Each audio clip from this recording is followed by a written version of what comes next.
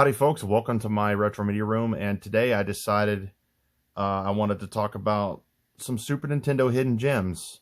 Now, when I'm going to be talking about hidden gems, I'm not necessarily going ultra like never heard of this before in your life, never seen this before in your life, game you never heard of, some of these are going to be quasi mainstream, fairly mainstream, but I'm talking about the non obvious, like not Link to the Past, not Super Mario World, you know, not not F-Zero, you know what I mean? Like the games that are just other games that are noteworthy, that deserve to be celebrated a little bit more, in my opinion. So to start with, King Griffey Jr., Major League Baseball. So this game is interesting because it's not a baseball sim. It's a little bit more cartoonish, a little bit more arcadey, and it's fun to play, and it's pretty goofy, and it's an enjoyable baseball game, especially even if you're I'm not a big baseball guy per se, but I like a fun baseball game, and this is actually a fun game. I used to play with my dad when I was a kid.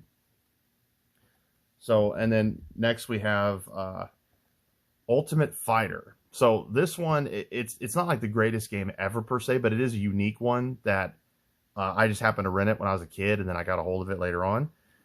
It's a kind of a fighting game, but I don't know. I'm not even sure if it's two-player, to be honest. It doesn't even say so.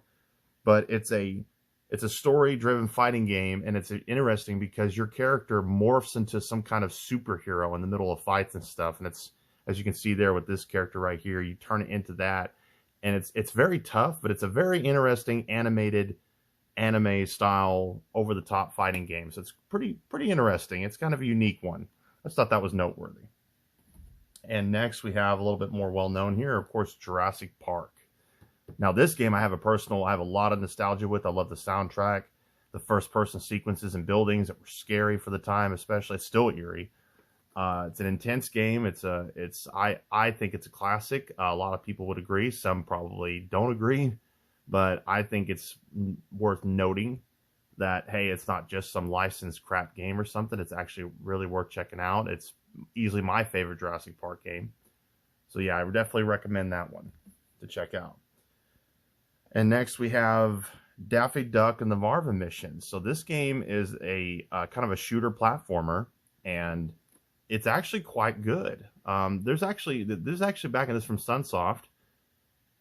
This is back in the day when they were putting out some pretty good cartoon based platformers and action games and different things like that. So this is a good one. This is worth playing. It's pretty, Daffy Duck is great in it.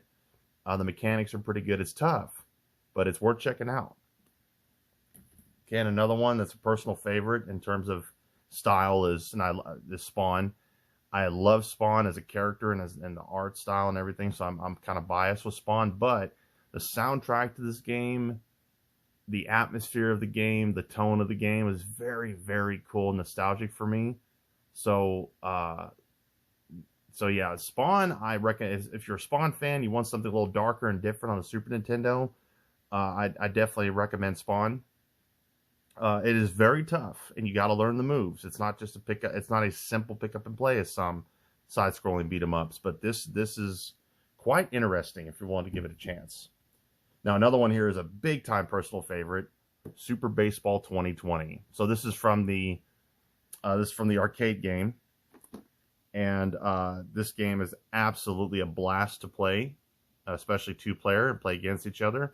It is a fantastic, super fun baseball game. It literally takes place in 2020, and yeah, it's a lot of fun. So it's a Neo Geo arcade game that apparently Trade West Sports got a hold of, and then Nintendo licensed it. They ported it to the Super Nintendo. Me personally, I actually kind of prefer the Super Nintendo version. I think it's a little bit more balanced, or it's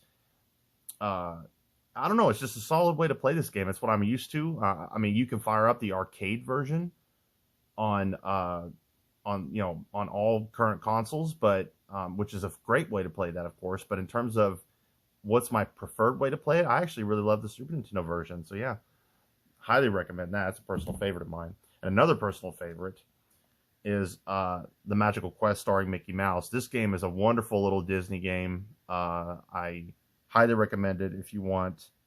Of course, you know, golden era of Capcom when they did like, you know, Aladdin and you know, and so I'm not sure about Lion King, but they, you know, when they did Aladdin as well, and then they did this, and then there's 3 of these actually. One of them was only in Japan, and another one, there was a sequel later, and there was like 2 sequels. One of them was Japan only, and the other one did come to North America limited.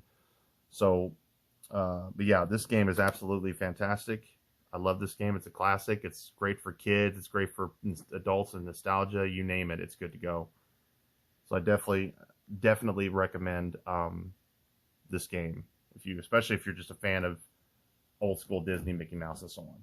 Now those are all original boxes, but these coming ones, these are going to be custom boxes I have for them. So right here we have Batman Returns, which is easily one of the greatest Batman games ever in my opinion, and it holds up really well to this day. It's a lot of fun to play. It's challenging but not too challenging, and the combat's great. The graphics, everything about it's just top notch. I think it's a great game. It's a great Batman game, especially.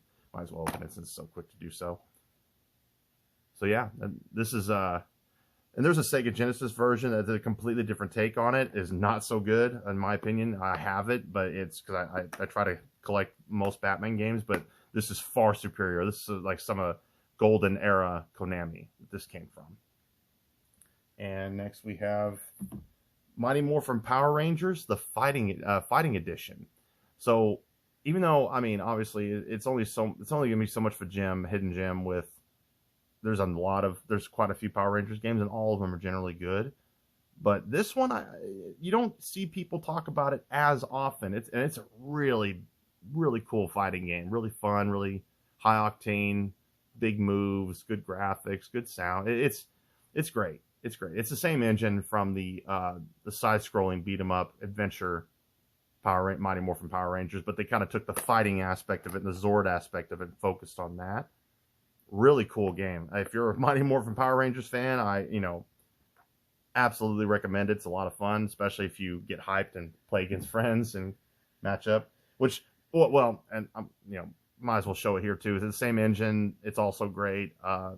Some people talk about it. It's nostalgic for a lot of people, but you still don't see it on the mainstream as much as some. So this is the one that is a side-scrolling story driven beat 'em up, and it has Zords towards the end of the game, and they're really great Zord fighting towards the end of the game. That was actually one of my gripes about the game. I wish there was more of the Zords fighting, but at least it's there, and what's there is great.